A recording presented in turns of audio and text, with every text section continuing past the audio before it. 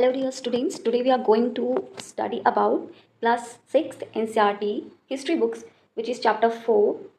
The chapter name is What do books and graves tell us, यानी क्या बताती है हमें किताबें और कब्रें। ये हमारा बच्चा चैप्टर है और इस चैप्टर को हम पूरी तरह से एक तरह से बोले तो बच्चे इसको हम पॉइंट वाइज पढ़ेंगे। एक क्रिस्पी नोट्स इसके हम लेके आए हैं आपके सामने, जिससे आपके बहुत सारे क्वेश्चंस बनते हैं सीटेट पेपर 2 जिनका एसएसटी सब्जेक्ट है, राइट। उसमें आपको देखने को मिलता है वेदास के बारे में, और वेदास से तो हर बार क्वेश्चंस पूछते हैं। इवन आप प्रीवियस ईयर की पिछली बार जो है एग्जाम्स हुए थे उसमें भी आप देख सकते हैं, ठीक है। मैं इससे रिलेटेड आपको बहुत सारे पीवाईक्यूज कराऊंगी, लेकिन तब तक के लिए क्लास 6 की एनसीईआरटी कवर होने दीजिए हिस्ट्री बुक की। उसके बाद पूरी एक तरह से हिस्ट्री हम कंप्लीट कराएंगे पीवाईक्यूज की, ठीक है। देन 7th की पीवाईक्यू, देन 8th की पीवाईक्यू। इस तरह से आपके एक तरह से स्टैंडर्ड मटेरियल आपके पास प्रोवाइड कर दी जाएगी, जिससे आपको दिक्कत नहीं होगा। ओके, चलिए देखते हैं क्या बताती है हमें किताबें और कब्रें। चैप्टर 3 है हमारा। तो दुनिया के प्राचीनतम साहित्यकार के स्रोतों में हम एक देख लेते हैं झलकियाँ। वेद 4 होते हैं, ऋग्वेद, सामवेद, यजुर्वेद और अथर्ववेद, राइट। और अगर हम यही बात करें बच्चा सबसे पुराने वेद की, तो सबसे पुराना वेद हमारे पास होता है ऋग्वेद, जिसकी रचना लगभग 3500 साल पहले ही हो गई थी। ऋग्वेद में 1000 से ज़्यादा प्रार्थनाएं हैं जिन्हें सूक्ति कहा जाता है। सूक्ति का मतलब है अच्छी तरह से बोला गया। ये विभिन्न देवी देवताओं की स्तुति में रचे गए होते हैं, ठीक है। और इनमें से 3 देवताएं बहुत ही महत्वपूर्ण हैं, अग्नि, इंद्र और सोम। अब ये अग्नि, इंद्र और सोम कौन है, इनके बारे में भी देखते हैं। देखो, अग्नि यानी आग के देवता, इंद्र यानी युद्ध के देवता, और सोम एक पौधा है जिसे एक खास पेय बनाया जाता है, ठीक है। और वैदिक प्रार्थनाओं की रचना ऋषियों ने की थी, ये आप सभी को पता है, ठीक। आचार्य विद्यार्थियों को इन्हें अक्षरों, शब्दों और वाक्यों में बांटकर सश्वर पाठ द्वारा कंठस्थ करवाते थे। अधिकांशतः सूक्तों के रचयिता सीखने और सिखाने वाले पुरुष थे, ठीक है। कुछ प्रार्थनाओं की रचनाएं महिलाएं भी, ऐसा नहीं है कि भाई सिर्फ पुरुष ही करते थे, महिलाएं भी हैं, लेकिन इनकी संख्या थोड़ी सी कम होती थी, ठीक है। ऋग्वेद की भाषा प्राक यानी संस्कृति या वैदिक संस्कृति कहलाती है, ठीक है। चलिए नेक्स्ट देखते हैं कुछ महत्वपूर्ण बिंदु यानी इंपॉर्टेंट पॉइंट्स कुछ देख लेते हैं। ऐसे 2 समूह जिसका वर्गीकरण काम के आधार पर किया गया है, ठीक है। किसके आधार पर? काम के आधार पे। वो पुरोहित जिन्हें कभी कभी ब्राह्मण कहा जाता था तथा तरह तरह के यज्ञ और अनुष्ठान करते थे, और दूसरे लोग कौन थे? राजा थे, ठीक। जनता या जो है पूरे समुदाय के लिए 2 शब्द का इस्तेमाल होता था। एक था जन, जिसका प्रयोग हिंदी व अन्य भाषाओं में आज भी किया जाता है। दूसरा था विश्व, यानी जिसे हम आज के टाइम पे वैश्य शब्द निकला है, ठीक है, वैश्य शब्द निकला है, ठीक है। उसके बाद जिन लोगों ने इस प्रार्थनाओं की रचना की वे कभी कभी खुद को ही आर्य कहते थे। आपको अगर पूछ लिया जाए भाई आर्य कौन थे, है ना, आर्य किन्हें कहते थे, तो जिन लोगों ने इन प्रार्थनाओं की रचना की वे कभी कभी खुद को ही आर्य कहते थे, तथा अपने विरोधियों को दास या दस्यु कहते थे। दस्यु वो लोग थे जो यज्ञ नहीं करते थे। शायद दूसरी भाषा में बोले तो भाई बाद में जो समय बढ़ता गया तो उन्हें दास शब्द का मतलब एक तरह से देखा जाए तो गुलाम के रूप से देखा गया, ठीक है। दास वे स्त्री और पुरुष होते थे, उन्हें युद्ध में बंदी बनाया जाता था, उनके मालिक की जायदाद माना जाता था, यानी कि उनसे काम लिया जाता था, है ना। जो भी काम मालिक चाहते थे वो लोग करते थे, ठीक है, उनको सारे काम को करना ही पड़ता था। अब हम देखते हैं कुछ ऐसे गांव के बारे में जहाँ पे हमें कब्रें देखने को मिलती है, व्यक्ति की कब्रें देखने को मिलती है ना। इनाम गांव के एक विशिष्ट व्यक्ति की कब्र के बारे में हम थोड़ा सा डिस्कस यहाँ करते हैं।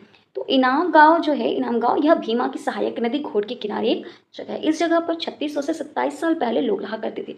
यह वयस्क लोगों को प्रायः गड्ढे में सीधा लिटाकर दफनाया जाता था। ये आपसे क्वेश्चन पूछा गया था पीवाईक्यू में, प्रीवियस ईयर क्वेश्चन जो कि पिछली बार हुआ था 2024 में सीटेट पेपर 2 का एग्जाम। तो उसमें पूछा गया था कि कौन सी जगह है भाई जहाँ पे वयस्क लोगों को सीधा लिटा कर दफनाया जाता है, तो वो इनाम गांव था, ठीक है, इनाम गांव उसका नाम है, ठीक। उनका सिर उत्तर की ओर होता है और कई बार उन्हें घर के अंदर भी दफनाया जाता है। ऐसे बर्तन जिनमें शायद खाना पानी हो दफनाए गए हों शव के पास भी रख दिए जाते थे। मतलब एक आदमी को 5 कमरों वाले मकान के आंगन में भी 4 पैरों वाले मिट्टी के एक बड़े से संदूक में भी दफनाया जाता था। बस्ती के बीच में यह एक तरह से बोले तो बसा एक छोटा सा गाँव था जो सबसे बड़े घरों में से एक था। इस घर में एक अनाज का गोदाम भी था। शव के पैर भी यहाँ पे मुड़े हुए हमें यहाँ पे देखने को मिलते हैं। अब देखते हैं इस स्टडी ऑफ स्केलेटन्स यानी कि कंकालों के बारे में हम थोड़ा यहाँ पे जानेंगे। जो छोटे आकार के आधार पर एक बच्चे के कंकाल को आसानी से पहचाना जा सकता है, ठीक। लेकिन एक बच्चे और बच्चे के जो कंकाल है इसके बीच में बहुत ही बड़ा फर्क नहीं होता, ठीक। तो हमें कैसे समझ में आएगा भाई ये लड़का का शव या लड़की का ना।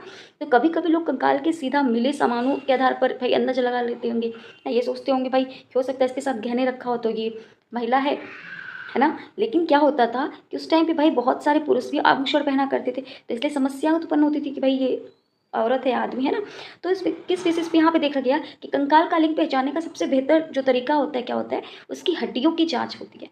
क्योंकि महिलाएं बच्चों को जन्म देती है ना, इसलिए उनका जो कटी प्रदेश यानी जो कूल्हा है ना, पुरुषों से ज़्यादा बड़ा होता है, ठीक है, क्योंकि वो बच्चों को बर्थ देती है। इस वजह से यहाँ पे उसको देख के ये अंदाज़ा लगाया जा सकता है कि भाई हाँ, ये कौन है, एक औरत की जो है कंकाल है, ठीक है।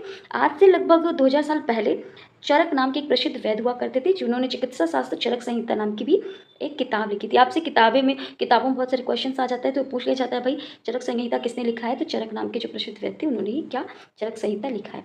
और ये किससे बिलोंग करते हैं भाई, ये चिकित्सा शास्त्र से बिलोंग करते हैं। ये आपको थोड़ा सा यहाँ पे फैक्चुअल क्वेश्चन ध्यान में रखने होंगे। फिर कहते हैं कि मनुष्य के शरीर में 360 हड्डियाँ होती है ना, लेकिन आधुनिक जो शरीर है रचना विज्ञान के अनुसार हम देखें तो 206 हड्डियों के मानता है ना, कि 206 हड्डियां से काफ़ी ज़्यादा है। लेकिन संभवतः चरक ने अपनी गिनती में दांत, हड्डियों के जोड़ और कार्टिलेज को जोड़कर यहाँ संख्या, यानी कि उन्होंने ओवरऑल जितनी भी हड्डियां थी उन सभी को जोड़ के बताया कि भाई 360 हड्डियाँ हैं, ठीक है। कभी कभी जो हमारी महापाषाणों में एक से अधिक कंकाल मिले हैं, या वह दर्शाते हैं कि भाई शायद एक ही परिवार के लोगों को एक ही स्थान पर अलग अलग समय पर दफनाया गया हो, है ना, या बाद में मरने वाले लोगों को पोर्ट होल के रास्ते से कब्रों में भाई है ना लाकर दफना दिया गया हो, या ऐसे स्थान पर गोलाकार लगाए गए पत्थर या चट्टान चिन्हों का काम करते हैं जहाँ लोग आवश्यकता अनुसार शवों को दफनाए दोबारा आ सकते। यानी हो सकता है कि भाई उनकी जो फैमिली के जो और लोग होंगे, है ना, उनकी जब मृत्यु होती होगी तो वो फिर से उसको खोल के फिर वहाँ पे उन्हें दफनाते होंगे, या फोर्ट होल के थ्रू वहाँ पे ले जाके दफनाते होंगे शव को। तो बहुत सारे वो उस टाइम पे चीज़ें फॉलो करते थे, ठीक है। तो यहाँ पे देखते हैं इनाम गांव के जो लोगों का काम धंधा उस टाइम पे क्या क्या काम करते हैं, उनका ऑक्यूपेशन मतलब बोले तो क्या होता है, इसके बारे में देखते हैं। तो इनाम गांव में पुरातत्वविदों को गेहूं, जौ, चाल, दाल, बाजरा, मटर और तिल के बीज भी मिले। कई जानवरों की हड्डियां भी मिली। कई हड्डियों पर काटेन के निशान से अंदाजा होता था कि लोग उन्हें खाते होंगे। गाय, बैल, भैंस, बकरी, भेड़, कुत्ता, घोड़ा, गधा, शुअर, सांभर, चितकबरा, हिरण, कृष्ण मगर, खरहा, नेवला, चिड़िया, घड़ियाल, कछुआ, केकड़ा, मतलब ऐसे बहुत सारी मछलियों की हड्डियां भी वहाँ पे पाई गई।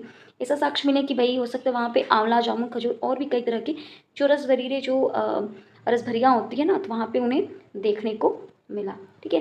तो इस तरह से आपका जो भाई चैप्टर 4 है ना, आपको वेदास के बारे में देखने को मिला, इनाम गाँव एक गाँव है ना, उसके बारे में देखने को मिला। और यहाँ से हर बार सेटेट में हर साल 2 क्वेश्चंस आते हैं डायरेक्टली इनडायरेक्टली, तो इसको आप 2 बार 3 बार देख लेना, जिससे आपकी सारे कॉन्सेप्ट क्लियर हो जाए, ठीक। तो मिलते हैं नेक्स्ट वीडियो में, तब तक के लिए धन्यवाद। जय हिंद, जय भारत, वंदे मातरम।